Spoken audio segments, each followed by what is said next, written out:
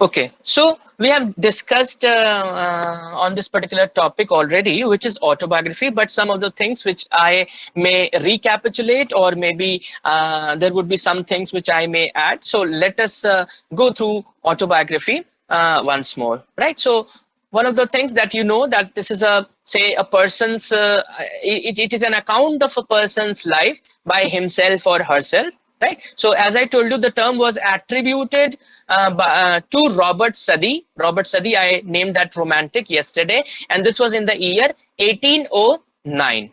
Okay, when he described this particular the work of a Portuguese poet.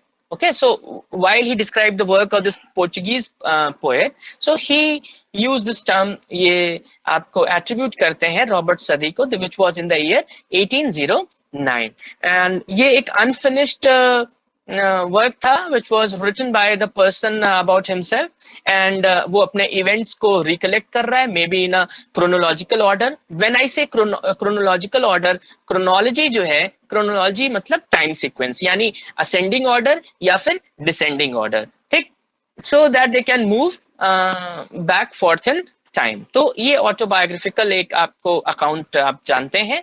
ये Portuguese poet जो अपना ऊपर life के ऊपर वो अटेम्प्ट कर रहा था, दो इट वाज अनफिनिश्ड, लेकिन फिर भी रॉबर्ट सदी ने इस पोर्चुगीज पोएट को डिस्क्राइब करते हुए ये बात आपसे कही है. एक बात ये आपका इसमें थोड़ा सा एक ये ऐड हुआ, और ये जो पर्सन, जो फर्स्ट पर्सन प्रोनाउन के तौर पे, यानी आई, यानी जब आपका ऑटोबायोग्राफिकल एलिमेंट होगा, आत्मकथात्मक होगा, तो उसमें आप इस तरीके से बात कर रहे हैं, that is you are talking about yourself, so which is something very involving and highly engaging, क्योंकि रीडर जो है आप डायरेक्टली कनेक्ट होता है, जो भी आपके फियर्स हैं, एंजाइटीज हैं, जो भी आपका इमोशन जो आप कोशिश कर रहे हैं उसमें अपनी ऑटोबायोग्राफी में कहने के लिए, सो वो उसका डायरेक्टली इम्पैक्ट, एक इन्फ्लुएंस, रीडर के साथ एक कनेक्टिविटी या उसके साथ एक कनेक्ट, एक रिलेशनशिप स्टैब्लिश होता है.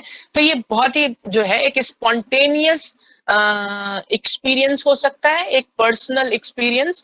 तो ये इफेक्ट जो है it's a spontaneous expression of this personal experience, यानी the kind of relationship which is there between the reader and the author, जिसने ऑटोबायोग्राफिकल वर्क लिखा है. ठीक, एक क्रिटिक है आपके जिनका नाम है लेज्यूने. ओके, लेज्यूने और लेज्यून, whichever may you may like to pronounce, वो क्या कहते हैं? I read it from the account.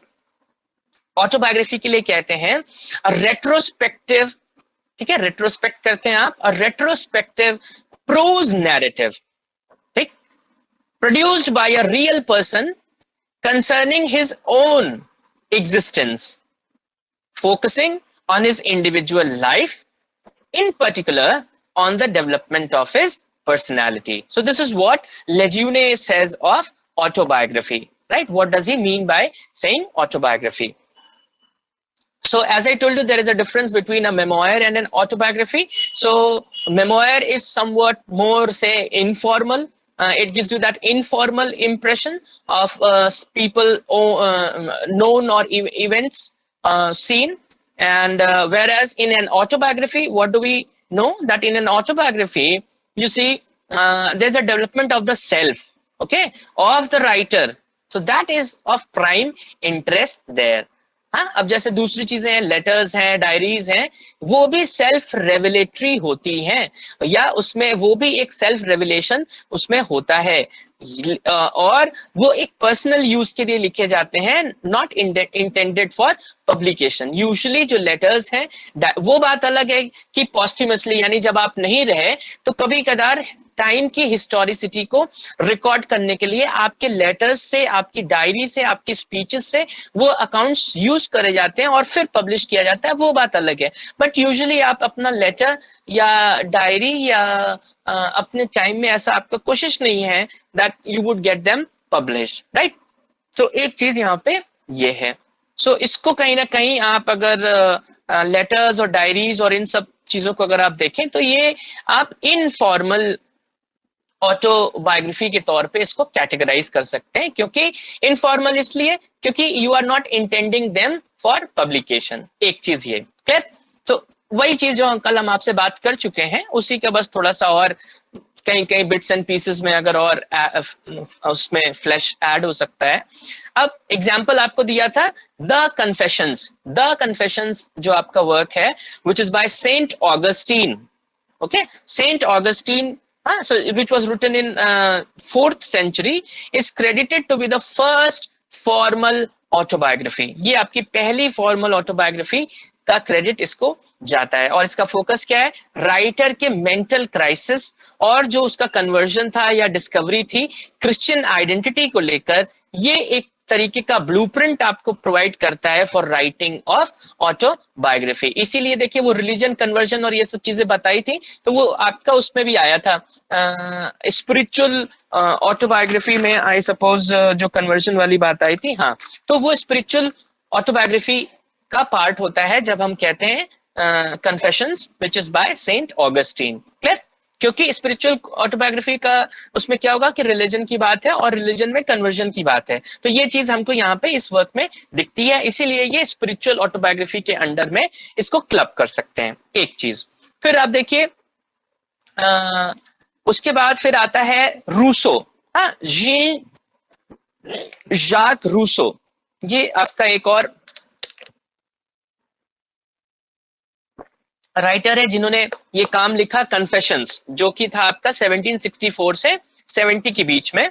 तो ये स्पिरिचुअल क्राइसिस क्या है, ऑगस्टीन ऑन ऑथर्स डिस्कवरी, तो ये सब चीजें यहाँ पे ऑथर और a poet and a vocation as an author और एज अ पोएट। तो रूसो ने भी, रूसो आप जानते हैं, देखिए 2 स्लोगन्स हैं, एक है return to nature and back to nature. तो जब आप फ्रेंच रेवोल्यूशन करेंगे तो उसमें रूसो को आप पढ़ते हैं, एंड आई थिंक वो सोशियोलॉजी में या आप दूसरे सब्जेक्ट्स या डिसिप्लिन्स में भी आप उसको कवर कर रहे होंगे। तो लेकिन ये दोनों अलग अलग है, बैक टू नेचर अलग है, रिटर्न टू नेचर अलग है। एक है वर्ड्सवर्थ का और एक है आपका रूसो का। तो I think back to nature is by, आप देख लीजिए, चेक कर लीजिए, क्योंकि I don't want incorrect switch, आपको क्लियर होना चाहिए। बट अभी मुझे जो, इफ आई कैन रिकॉल, तो return to nature is by, okay let me not put this, मैं एक छोटा मैसेज आपको डाल दूंगा सो दैट एक गलत इंफॉर्मेशन नहीं फ्लोट हो। तो बस 2 स्लोगन्स या मैक्सिम्स चेक करिएगा फ्रेंच रिवॉल्यूशन को लेके, रूसो से रिलेटेड क्या है, रिटर्न टू नेचर है या बैक टू नेचर, ठीक, और या रोमांटिक्स क्या कहते हैं या वर्ड्सवर्थ, विलियम वर्ड्सवर्थ क्या कहते हैं, वो भी आप देख सकते हैं, which is you are smart enough to trace that. Okay, ये हो गई। फिर आप देखिए जैसे वर्ड्सवर्थ की ऑटोबायोग्राफी है आपकी, जो कि वर्ड्स फॉर्म में है, द प्रिल्यूड, प्रोज फॉर्म में नहीं है, वर्ड्स फॉर्म में है, द प्रिल्यूड, ओके, 1805 में लिखी, इज वन सच एग्जाम्पल। उसके बाद आप देखिए फिक्शनलाइज्ड ऑटोबायोग्राफी की जो मैंने बात करी थी, यानी जो एक ऑटोबायोग्राफिकल एलिमेंट है उसको फिक्शन में आप डालते हैं, कहने का मतलब नॉवेल आपने लिखा, तो नॉवेल जैसे आपने लिखा, तो नॉवेल को लिखने के लिए, जैसे एक जेम्स जॉयस का आपको मैंने एग्जांपल दिया, portrait of the artist as a young man, okay, and then we also have another example, ये एक अमेरिकन आपका नॉवेलिस्ट है रैल्फ एलिसन, रैल्फ एलिसन का एक वर्क है इनविजिबल मैन, ठीक, तो इनविजिबल मैन में भी आपका पर्सनल एक्सपीरियंस और फिक्शन जो है वो मिंगल कर रहा है। सो ये फिक्शनलाइज्ड ऑटोबायोग्राफीज हैं, they do not come under the category of an autobiography, so they are fictionalized autobiography, they do not come under the category of autobiography, fine। तो ऑटोबायोग्राफी को पढ़ते समय किन खास बातों का ध्यान रखना चाहिए, what should we keep in mind, okay, first thing is that autobiography is a personal literary form, personal क्योंकि अपने बारे में है, लिटरेरी क्योंकि साहित्यिक है, और फॉर्म तो ऑफ कोर्स है ही है। तो पहली बात, अब बहुत इंपॉर्टेंट पॉइंट्स आपको लिस्ट कर रहा हूं। पहला, ऑटोबायोग्राफी को जब भी पढ़ें तो इन बातों को जरूर ध्यान में रखें, तभी आप एक ऑटोबायोग्राफी का जो टेस्ट होगा वो आपको, वो उसका इसेंस आपको मिलेगा, ठीक। जैसे पहला कि एक पर्सनल लिटरेरी फॉर्म है, आपको ध्यान में होना चाहिए। फिर इंटरेस्ट जो होता है, it is on the development of self, यानी कि जो कैरेक्टर है उसका संवर्धन या उसका डेवलपमेंट, या वो कैसे फर्दर स्टेजेस से पार होके आगे तक जा रहा है। तो the interest lies primarily on the development of self, ये इसका सेकंड पॉइंट है। फिर थर्ड पॉइंट क्या है कि चाइल्डहुड इज पोर्ट्रेड प्रोमिनेंटली। कोई भी जब आप ऑटोबायोग्राफी देखेंगे तो उसमें जो बचपन है ना, बाल्यकाल जो है उसके अंदर आता ही आता है और बहुत अच्छे तरीके से उसको डिटेल किया जाता है। फिर नेक्स्ट पॉइंट क्या है ऑटोबायोग्राफी में, that focus is on the relation with parents and family, क्योंकि भाई आप अकेले में वॉइड या वैक्यूम में तो पैदा हुए नहीं है, आपसे जुड़े आपके भाई बहन है, माता पिता है, आपका परिवार है, आपका समाज है। तो आपकी ये जो रिलेशनशिप्स हैं, है ना, सबसे जो आपका रिलेशनशिप है उसमें आप कैसे फिट बैठते हैं या क्या वो आपके अकाउंट्स या इवेंट्स या रिकॉर्ड्स रहे हैं उसको आप साझा करते हैं। ठीक, एक ही हो गया। फिर नेक्स्ट इंपॉर्टेंट पॉइंट क्या है, that it is based on memory which may be slippery. ठीक, अगर स्मृति के बेसिस पे आपने किया है यानी मेमोरी बेस्ड है, तो मेमोरी में हो सकता है आपको वो चीजें ना याद हो सकता है आपके माता पिता भी एग्जैक्टली वैसे रिटेन ना कर पा रहे हो, तो कहीं ना कहीं किसी एक के बताने से आपके समझने में तो थोड़ा थोड़ा वो चीजें दूर होती चली जाती हैं। जैसे आप देखते हैं ट्रांसलेशन में, या जैसे आप देखते हैं कोई नॉवेल पे जब फिल्म बनती है या ड्रामा पे कोई फिल्म बनती है, जैसे आपने देखा मकबेथ है ना, जैसे हमारे यहाँ बॉलीवुड में विशाल भारद्वाज है, उन्होंने शेक्सपियर के प्लेस करे हैं, जैसे हैमलेट पे हैदर है, देन वी हैव मकबेथ और ओथेलो पे वी हैव ओमकारा है, then we have Maqbool is also there. ठीक, तो ये जो अडेप्टेशंस हैं वो क्या करते हैं, मतलब वो खास जो उसका मोटिव है जो ड्रामा में उसको लेके चलते हैं, लेकिन यहाँ पे ये अडेप्टेशंस हैं। तो कहने का मतलब जब मेमोरी बेस्ड कोई चीज होगी तो वो स्लिपरी भी है, मतलब इट्स अ स्लिपरी स्लोप, इधर भी जा सकता है उधर भी जा सकता है, तो उसको इसलिए कहते हैं it's slippery because memory based slippery हो सकता है। ठीक, अच्छा, ऑटोबायोग्राफी में use of fact and fiction, क्योंकि आपने अगर वो चार्ट रेफर किया होगा जो मैंने आपको पुटअप किया था, तो उसमें ये सारे चीजें जो आती है वो आती है नॉन फिक्शनल प्रोज में।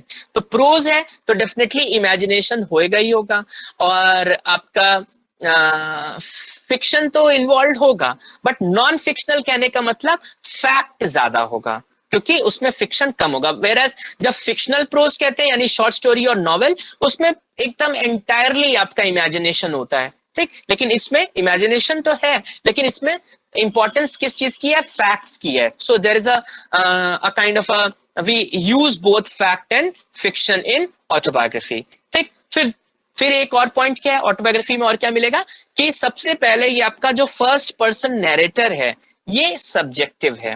क्लियर? फिर लास्ट पॉइंट जो आप ऑटोबायोग्राफी में है कि राइटर का जो लैंग्वेज जो यूज है, okay, use of language is something which he conveys his experience to the reader, right. So उसको ये ध्यान में रखना पड़ता है कि उसका डिक्शन क्या होगा।